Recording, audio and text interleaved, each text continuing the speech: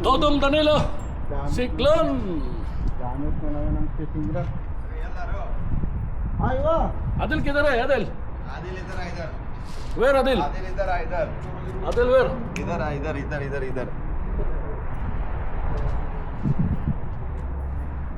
So it's time to exercise na naman mga kaisla. Lakat-lakat na naman kami dito mga kaisla. Oh, mga kabayan. Ano, kumusta na? Kumusta na ang balita-balita? Oh, meron din siya, oh.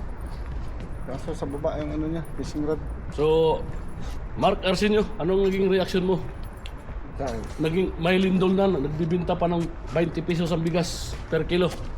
Ang Siyempre, maraming- pinakamamahal nating Marcos. maraming kita doon Ha? maraming kita Maraming kita. oo business minded Business minded, kahit nilindol ng mga kababayan natin. Business minded pa rin.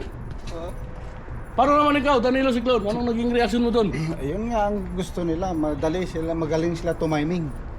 Talagang wala silang lugi at mabibinta agad. Ura-urada. Oh, sigurado? Sigurado. 20 pa naman ang kilo. At least natupad yung pangakong 20. Ah, kaya siguro gusto nila to pa rin. Lahat ng pangako nila, kaso nga lang, sabi mo nga, good timing. Good timing. Pero para sa akin, parang ano parang bad timing. Kung ako ang sa mga lugar na yon, nalindulan na ako, tapos makakita ko ng ganon, tama yung sinabi ni Yugug. Subukan mong pumunta ng Mindanao, mabubugbog ka.